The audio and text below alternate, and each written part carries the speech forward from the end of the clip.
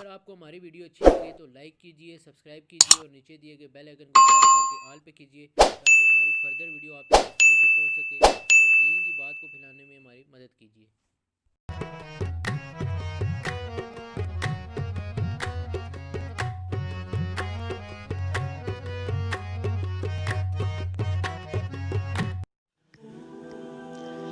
اعوذ باللہ من الشیطان الرجیم، بسم اللہ الرحمن الرحیم۔ الصلاۃ والسلام علیک یا رسول اللہ، الصلاۃ والسلام علیک یا حبیب اللہ، وعلی آلک واصحابک یا سیدی یا شفیع المذنبین۔ اللہ تبارک و تعالی کا بے حساب شکر ہے کہ جس رب ذوالجلال نے ہمیں خوبصورت وہ سانس عطا کیے، خوبصورت وہ لمحات، خوبصورت وہ زندگی عطا کی کہ جس میں ہم اللہ تبارک و تعالی کی دی ہوئی توفیق سے اس کے حضور سجدہ ریز ہوتے ہیں اور اللہ تبارک و تعالی کے ذکر پاک سے اپنے ویران دلوں کو آباد کرتے ہیں۔ دعا ہے وہ خالق کائنات ہمیں آئندہ بھی اسی طرح نیک اور پاکیزہ زندگی عطا فرمائے اور اللہ کریم آئندہ بھی ہماری جبینیں اپنے سجدوں کے لیے پسند فرمائے۔ مثنوی مولانا روم رحمۃ اللہ تعالی علیہ سے کچھ باتیں سیکھنے کی ہم کوشش کر رہے ہیں، کچھ تصوف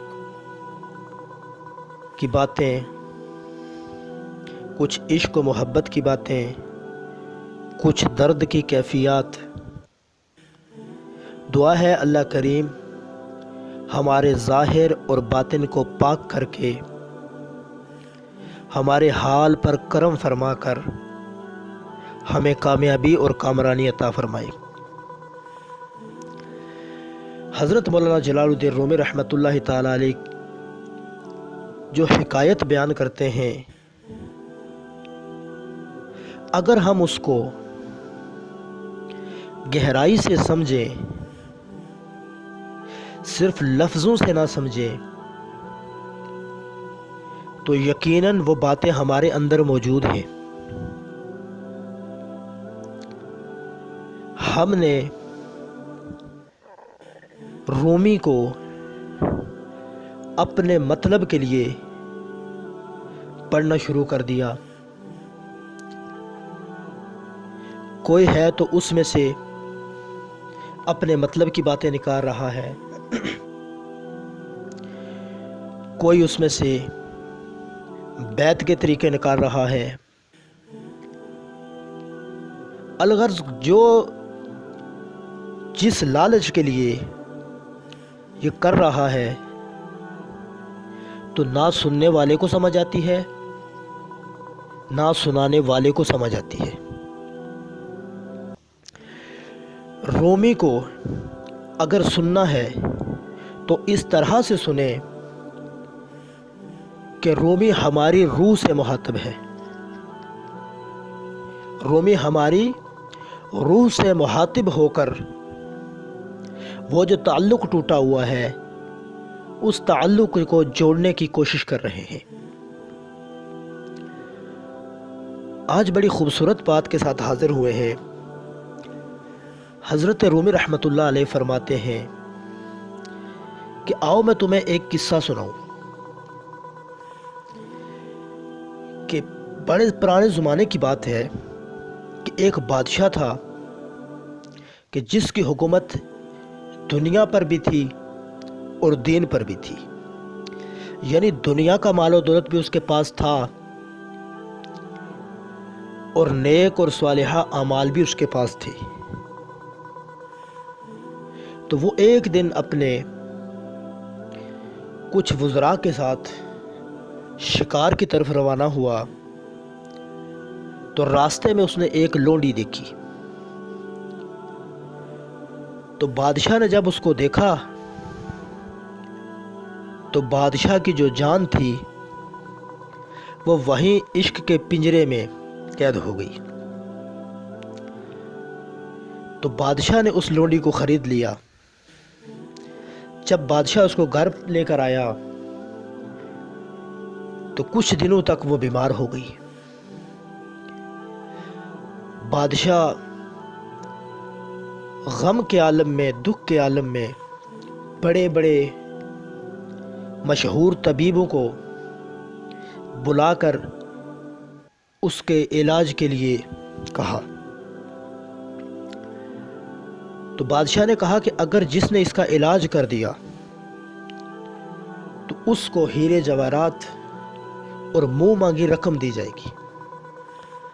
تمام طبیبوں نے کہا کہ ہم جان لگا دیں گے لیکن اس کا علاج ضرور کریں گے۔ سب نے اپنا علاج شروع کیا لیکن انشاءاللہ نہ کہا۔ یہاں ایک بات غور کرنے والی ہے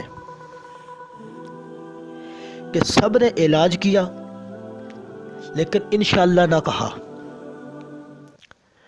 تو وہ جو اس کو دوائی دیتے اس کا الٹا اثر ہوتا۔ لہٰذا طبیبوں نے جواب دے دیا کہ ہمارے بس کی بات نہیں ہے۔ تو بادشاہ نے جب یہ سنا تو وہ خانہ خدا کی طرف بڑھا، محراب کی طرف بڑھا، مسجد میں گیا اور اس ذات کے سامنے اپنے سر کو سجدے میں رکھ کر آنکھوں سے آنسو بہانے لگا۔ تو اس کے آنسوؤں سے وہ سجدے کی جگہ تر ہو گئی۔ اس نے دعا کی کہ اے رب کریم، میرے سے جو خطا ہوئی ہے، میں نے جو بہت بڑی غلطی کی ہے، میں نے تیرے حضور سر کو نہ جھکایا، تو طبیبوں سے مدد حاصل کرنے کی کوشش کی، میری اس خطا کو معاف کر دے، اور جو میری شہزادی ہے، میری ملکہ ہے، اس کو شفا یاب کر دے۔ رات کو بادشاہ سویا تو اس کو خواب میں ایک بزرگ ملے۔ اس کو اشارہ ہوا کہ دوسرے دن یہ بزرگ تجھے ملیں گے، وہ اس کا علاج کریں گے۔ دوسرے دن بادشاہ ان بزرگوں کی دیدار کے لیے، ان کے انتظار کے لیے بے چین تھا۔ کچھ ہی دیر گزری تو ایک نورانی شکل ایک بزرگ کو تشریف لاتے ہوئے دیکھا۔ بادشاہ نے ان کا استقبال کیا، ان کی خدمت کی، تو ان کو سارا واقعہ سنایا۔ تو طبیب نے، اس شخص نے اس ملکہ کی نبض دیکھی اور کہا کہ اگر آپ برا نہ مانیں تو میں اکیلے میں کچھ سوال کرنا چاہتا ہوں۔ تو انہوں نے کہا جی مجھے پورا بھروسہ ہے، آپ صحیح طرح سے جانچ پڑتال کریں۔ تو بادشاہ وہاں سے چلا گیا۔ تو ان بزرگوں نے اس ملکہ سے پوچھا کہ تمہیں ہوا کیا ہے، تم مجھے ساری داستان بتاؤ کہ تم رہی کہاں ہو، تمہاری سہیلیوں کے بارے میں۔ الغرض کہ اس نے اس سے ہر بات پوچھی۔ اس شہزادی نے کہا کہ میں سمرقند شہر میں تھی اور ایک سونار، میرا اس سے پیار و محبت تھا، تو لہٰذا وہاں سے مجھے اس بادشاہ نے خرید لیا۔ تو جب یہ بات ہوئی تو وہ جو بزرگ تھے انہوں نے مرض کو معلوم کر لیا۔ بادشاہ سے کہا کہ فلاں ملک میں ایک سونار رہتا ہے، اگر آپ اس کو بلا دیں تو میں علاج شروع کروں گا۔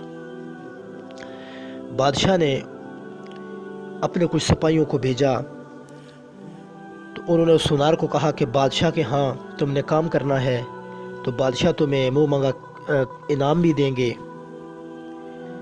तो अगर आप चले। तो वो खुशी खुशी चल पड़ा। जब उसने देखा कि बादशाह के महल में दाखिल हुआ, बादशाह ने उसका इस्तकबाल किया,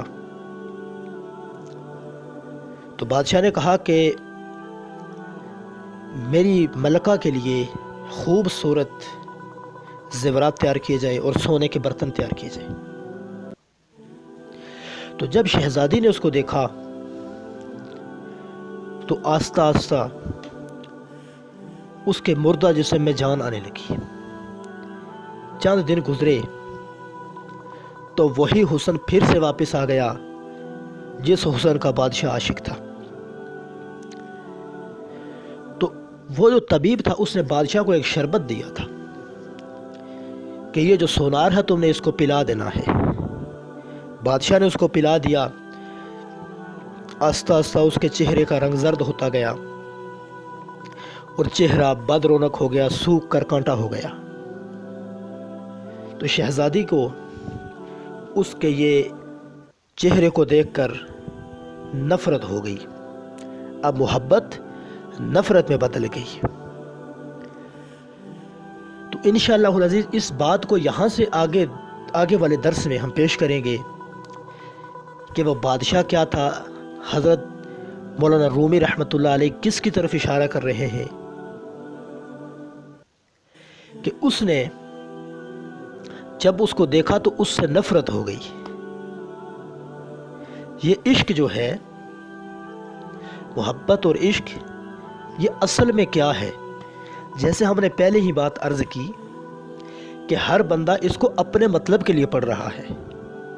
सुनना इस तरह से चाहिए और बयान इस तरह से करना चाहिए कि हज़रत मौलाना जलालुद्दीन रूमी रहमतुल्लाह ताला अलैह हमारी रूह से मुहातिब है। तो इंशाअल्लाह अज़ीज़ इससे अगले दर्स में अगर अल्लाह करीम ने हमें हिम्मत और तौफीक दी तो इसका सारा राज हम इंशाअल्लाह खोलेंगे कि हज़रत मौलाना रूमी रहमतुल्लाह ताला अलैह किस तरफ इशारा करके इतनी बड़ी हिकायत को, इतने बड़ी कहानी को बयान करके इशारा किस तरफ कर रहे हैं और किन लफ्ज़ों से आप ये बात समझाना चाहते हैं। अल्लाह करीम हम पर फजल व करम फरमाए। मज़ीद वीडियो के लिए चैनल को सब्सक्राइब करें, वीडियो को लाइक, शेयर और कमेंट ज़रूर करें। अल्लाह करीम हम सब का हामी व नासिर हो। वस्सलामु अलैकुम व रहमतुल्लाहि व बरकातुहू।